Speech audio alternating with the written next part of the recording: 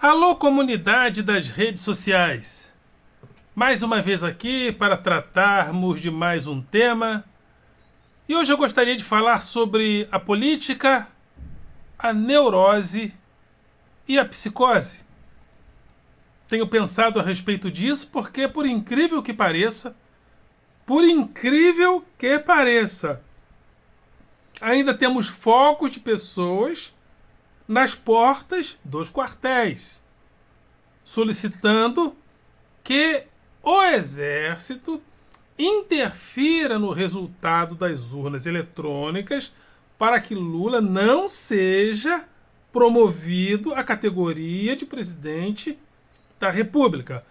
Eu sei que para você que é são parece exótico. Eu sei, é claro, para nós sãos isso parece exótico. Mas isso ainda está acontecendo. Por incrível que pareça, ainda temos alguns focos de pessoas buscando fechar estradas porque não aceitam o resultado das urnas. Ou seja, tem pessoas que ainda estão com este tipo de comportamento.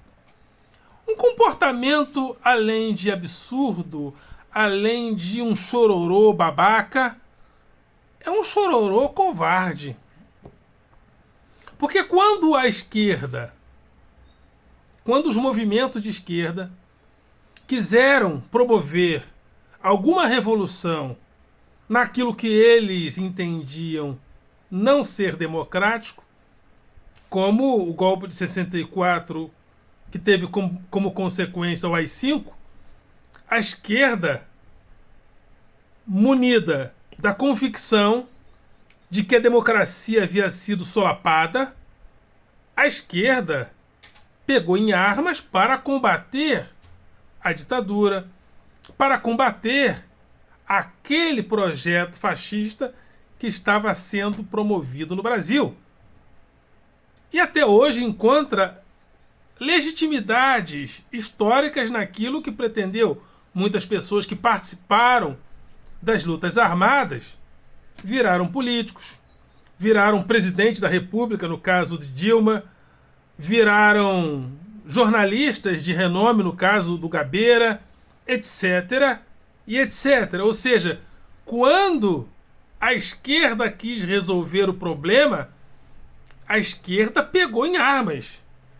A esquerda não foi chorar no colinho de militar para que o golpe, para que uma intervenção pudesse ser realizada. Então, uma das faltas de legitimidade histórica desse movimento de direita, ou melhor, de extrema direita, é que eles não têm sequer a legitimidade para dizer que o que aconteceu não é democrático e, mais ainda, eles não têm a mesma legitimidade histórica dos movimentos de esquerda que pegaram em armas para combater a ditadura. E tanto é que esses movimentos foram legítimos que muitas dessas pessoas que participaram fazem parte da própria agenda ética do Brasil hoje. Exemplo, o Gabeira. Exemplo, aquela economista da Globo News, muito economista, agora me falhou o nome, mas muito conceituada também. Odeio esquecer o nome das pessoas, mas acontece muito. Miriam Leitão. Miriam Leitão fez parte de movimentos de grupos armados. Dilma fez parte também, sofreu um impeachment, mas sofreu um impeachment porque entenderam que economicamente o Brasil estava indo por um mau caminho, mas do ponto de vista da corrupção, nada foi encontrado com Dilma. Ou seja, eu gostaria de me aprofundar nesse acontecimento exótico de pessoas com esse chororô ridículo porque perderam as eleições. Isso me causa tanta espécie que eu gostaria de aprofundar ainda mais esse evento histórico. Esse evento, além de histórico, quase uma comédia. Mas antes de entrar no tema de hoje, gostaria de convidar você mais uma vez a se inscrever no nosso canal, a dar o seu like, a fazer o teu comentário e a compartilhar nosso material com outras pessoas. E ao se inscrever, acione o sininho para receber notificações de novos vídeos. Dê like, compartilhe e, acima de tudo, comente. Comente para que o nosso material cresça e apareça nas plataformas do YouTube. Então, toda vez que você comenta, isso é muito importante para que o nosso trabalho tenha visibilidade na plataforma. Então eu convido você a se inscrever no nosso canal, a dar o seu like e, acima de tudo, a fazer o teu comentário fixo. Muita gente faz o comentário dentro do WhatsApp, no Facebook, nos grupos de Facebook, nos grupos de WhatsApp, mas não fazem o comentário dentro do vídeo. E o comentário dentro do vídeo é importantíssimo para que a visibilidade do nosso canal seja cada dia mais recomendada pelos algoritmos do YouTube. Então, eu convido você a fazer o comentário dentro do vídeo. E esse canal, que você sabe, tem dois objetivos: combater o pensamento binário nas redes sociais. Esse pensamento binário, nós e eles, fácil. Eu não sou contra a polarização. Eu sou contra a polarização que afirma que o mundo só tem dois lados: lado A, lado B. E não tem outros lados. Então, principalmente nós de esquerda, nós podemos divergir entre a gente. Nós podemos divergir, e esse negócio de união das esquerdas, como se a esquerda fosse uma igreja batista, né? A esquerda não é igreja batista, Assembleia de Deus. A esquerda não é igreja. A esquerda é um movimento político importante de crítica a mais radical possível, e é importante que a própria esquerda entre em debate nela mesma. Evidentemente que isso no Brasil é muito difícil, porque no Brasil a gente consolidou que a esquerda tem um símbolo, o Lula, e todos aqueles que se dizem de esquerda e vão contra o Lula acabam ficando perdidos, né? Então há essa dificuldade. Mas a esquerda não pode deixar de ser crítica. Ela não pode ser. Não há espaços no Brasil para uma esquerda ser anti-Lula. Ainda não há esse espaço político. Não vou dizer que isso seja errado, mas não há esse espaço político no Brasil, como não houve até pouco tempo atrás espaço para uma direita anti-Bolsonaro. É claro que o Bolsonaro, fora do poder,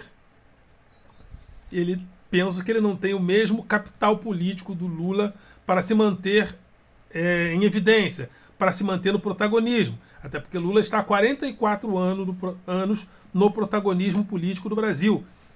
Mesmo preso, ele continuava no protagonismo, sendo falado todos os dias, recebendo carta de apoio do Papa, recebendo menções honrosas da ONU que protestou contra a sua prisão.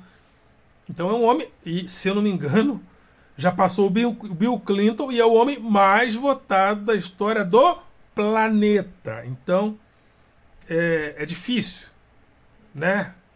As comparações de Lula e Bolsonaro são comparações apenas eventuais e apenas eleitorais. Isso aqui precisa ficar claro. A comparação de Lula e Bolsonaro são comparações eleitorais. Até aqueles que, como Vilas, falavam os dois são a mesma coisa, a mesmíssima coisa. Teve que voltar atrás, teve que investir em uma campanha para que o Lula ganhasse, né? Devido às evidências de que os dois são completamente diferentes. Mas essa polaridade, e eu gosto muito mais da palavra polarização, eu acho que a polarização deve ser a cada dia mais efervescente, sempre surgindo terceiras, quartas, quintas, sextas vias, e etc, e etc. Então é isso aí. E esse canal tem o objetivo de combater o pensamento binário e chamar a classe dos professores para participarmos do debate público. Professores, venham para o debate público. Não me deixem sozinho nas redes sociais. Principalmente você, professor da escola pública. É importante que a voz do magistério esteja falando sobre vários assuntos. Que o professor não fale só, não apenas reclame de salário. Que o professor esteja com a voz dele dentro do debate público diário. É importante isso, né? Que o negro não fale só de racismo, que ele fale de várias coisas. E o racismo, e uma das maneiras de combater o racismo e a desvalorização do magistério é que os seus atores divirjam e falem sobre vários assuntos. Não que o professor apenas reclame de salário, mas que ele esteja inserido no debate público, para que a voz do magistério seja representada nele da maneira mais diversificada possível. Então vamos ao tema de hoje: política, neurose e psicose. Quando eu vejo essas pessoas em portas de quartéis, eu lembro de uma coisa que a psicanálise chama de neurose e comparo-a com a psicose. O que é neurose? Na neurose, Freud trabalhou muito esse valor, depois Lacan aprofunda, e principalmente Deleuze e Guattari depois fala sobre isso. Na neurose, o indivíduo fratura a realidade através da linguagem, porque a linguagem ela tem esse papel também de interceptar o alcance pleno da realidade sobre nós, para que a realidade não fale a nós diretamente sempre, porque as vozes da realidade podem ser prejudiciais, inclusive as vozes do inconsciente, segundo Freud. Então, na neurose, nós procuramos repetir. A neurose repete. A neurose cria formas de guardar, de fraturar a realidade com a própria linguagem. Quando a psicose é o contrário, é a realidade que fala a nós sem o filtro da linguagem.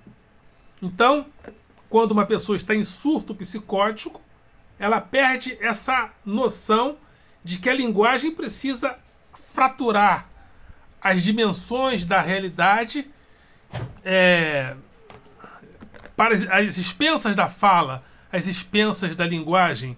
Então, uma pessoa, por exemplo, que ela está em crise de esquizofrenia, ela ouve vozes, a realidade fala. Ela não fala, não diz lâmpada, é a lâmpada que diz, que fala a respeito dela. Essa é a psicose.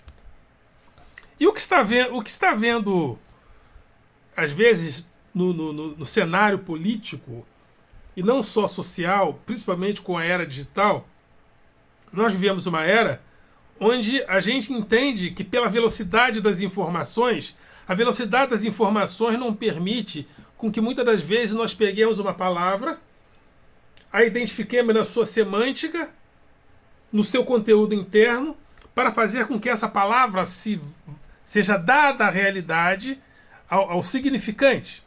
A palavra como significado e o significante. E muitas das vezes a gente não consegue entender que a palavra precisa fraturar a realidade através do que Freud também chamava de psicose. Então, por exemplo, quando o indivíduo diz que o Bolsonaro é mito, muitas das vezes o cara entende, ele não entende que a palavra mito é uma peça publicitária, ele entende que o Bolsonaro é mito mesmo. Quando ele entende que o Bolsonaro é mito mesmo e não fratura a realidade com essa palavra, ele pode acreditar de fato que o Bolsonaro é mito e entrar num surto psicótico de que ali há realmente um mito. E o mito não pode perder uma eleição. Então, como o mito perdeu a eleição, eu penso e creio que muita gente está em surto psicótico. E mais, cuidado com algumas dessas pessoas, porque elas podem se matar. Elas podem não só se matar, eu não estou dizendo apenas se matar no sentido de dar um tiro na cabeça, Mas essas pessoas podem se matar como pessoas. Porque uma vez que a pessoa torna uma. Quando a pessoa cria uma realidade que fala a ela de forma muito objetiva, pode ser que o mundo dela se torne aquilo e não mais outro. Então, o sujeito, por exemplo, quando nós de esquerda dizemos Lula, pai dos pobres, nós sabemos que o Lula, que pai dos pobres, é uma peça publicitária. Nós entendemos que essa palavra ela existe para que a gente coloque o Lula dentro de um perfil político que nós entendemos adequado. Mas nós entendemos que pai dos pobres é uma peça publicitária. Porque se a gente não entende que pai dos pobres é uma peça publicitária, se o Lula perder, a gente vai entrar o quê? Em surto psicótico porque perdemos o nosso pai? Como muita gente agora está em surto psicótico porque o Bolsonaro perdeu?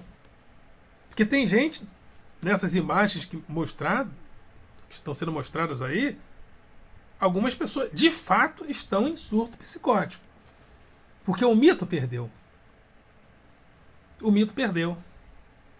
E o mito não perde, gente. Na cabeça dessas pessoas, o mito que elas criaram não perde.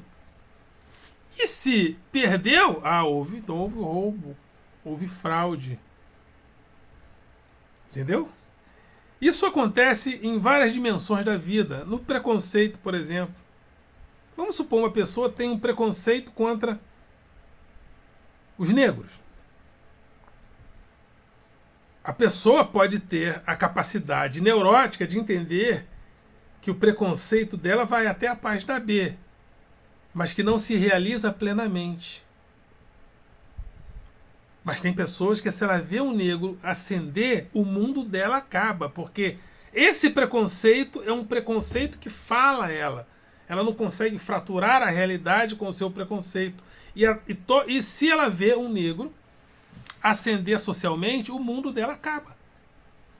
Ela entra em uma espécie de psicose. E isso está acontecendo com muitos desses bolsominions que estão aí na rua promovendo ou tentando promover algum tipo de intervenção militar. Outro exemplo, eu tenho vários exemplos, né? Tem vários exemplos. A figura do Lula. A figura do Lula representa o nordestino. Representa o retirante. O Lula tem todo o perfil físico daquelas pessoas simpaticíssimas, né, do Nordeste. Para algumas pessoas é difícil fraturar. Algumas pessoas podem entender essa realidade, fraturar essa realidade com a linguagem. Bom, eu tenho preconceito, eu não gosto de nordestino, mas pode ser que um nordestino. Mas tem pessoas que não têm essa capacidade. Elas olham para aquele nordestino que está para assumir a presidência da República, o homem mais votado da história do planeta, no protagonismo político há 44 anos, que conversa sobre qualquer assunto, com qualquer problema, com qualquer pessoa de economia, de cultura, de etc, etc, etc. Um homem que sabe fazer política como ninguém, porque eu fico vendo os jornalistas querendo ensinar o Lula a fazer política, e o Lula sabe. Para algumas pessoas, essa realidade pode falar a ele de forma tão agressiva, porque quando o sujeito é preconceituoso, dependendo do nível do preconceito, esse preconceito é a vida dele, é a casa dele. Ele não pode viver sem isso. Às vezes eu percebo, né, em alguns avanços que eu faço, eu preciso perceber melhor isso para eu não concluir erradamente. Às vezes eu percebo que a pessoa acaba se deprimindo. Por quê? Porque o preconceito dela é o seu mundo. E ela não consegue fraturar a realidade com o seu preconceito. Então o seu preconceito fala a ela. E quando um mundo externo fala a nós sem que a gente frature a realidade, nós podemos entrar em surto psicótico. Então, se você conhecer algumas dessas pessoas que estão na rua, procure saber em que tipo e em que nível de comportamento psicótico ela está. Porque pode ser que isso seja muito prejudicial a essa pessoa e ela pode até entrar em um acordo com um grupo de pessoas que pensam o mesmo e promover um suicídio coletivo. Isso não vai acontecer, isso é só uma hipótese, mas quando eu falo de suicídio, quando eu falo de morte, não estou falando só da morte física. Estou falando que determinadas pessoas entenderam essa ideia de mito como algo real. Elas não entenderam que mito é uma peça publicitária. E se o mito perdeu, elas entraram e muitas pessoas estão entrando em surto psicótico por causa disso. Então é isso. Depois voltamos para falar de outros assuntos. Ok, galera? Vocês são do coração.